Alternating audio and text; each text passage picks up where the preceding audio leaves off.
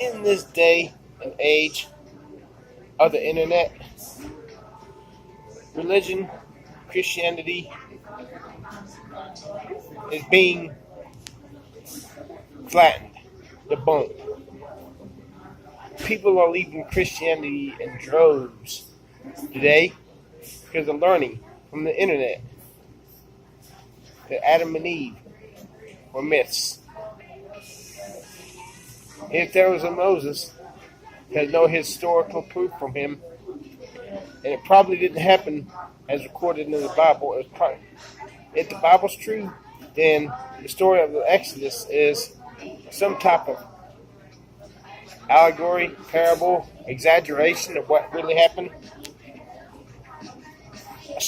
There is an expert who says some Jews may have left Egypt, but certainly not 6 million Jews, the Bible reports.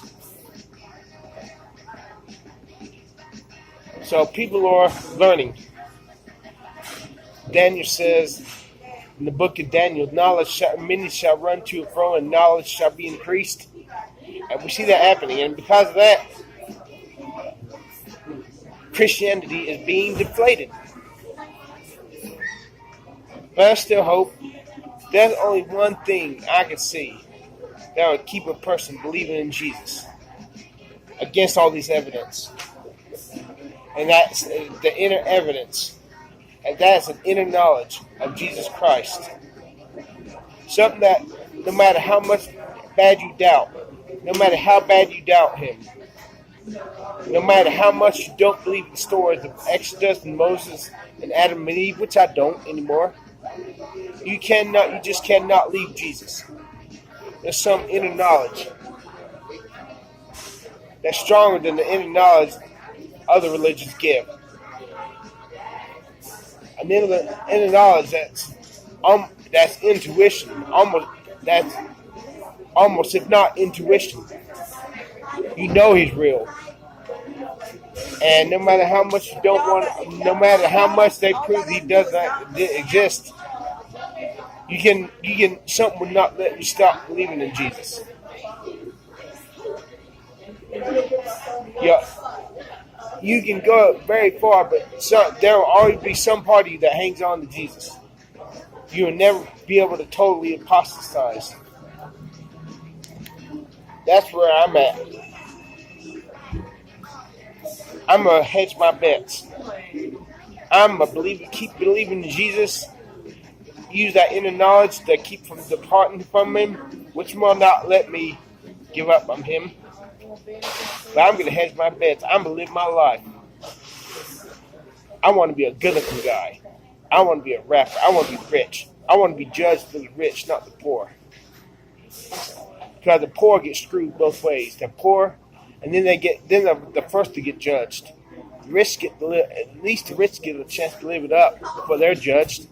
So what if their judgment is 100,000 million times worse than the judgment of the rich, the poor? At least they get their fling. I'm willing to have infinitely more judgment, to have my fling, than they have a crappy life down here and still be judged by God.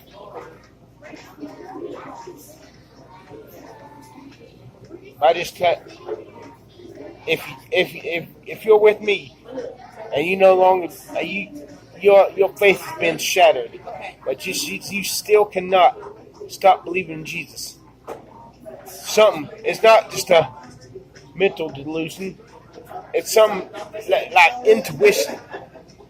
Like the man who does not get on the airplane. He knows if he does not get in the airplane, he will not be able to get home 1,000 miles away where he lives, but something would not let him get on the airplane. It doesn't make no sense to him. Just get on the airplane. Go home. He steps toward the airplane. Don't get on that airplane. So he finally is forced not to get on the airplane, and he's wondering, how am I going to get home? And then he hears his airplane he was going to ride home to crashes halfway towards his home.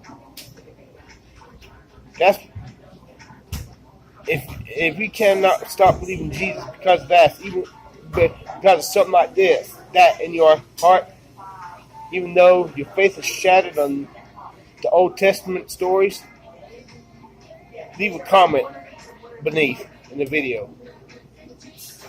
I'm angry at God. I'm angry. I curse God if I do not look young.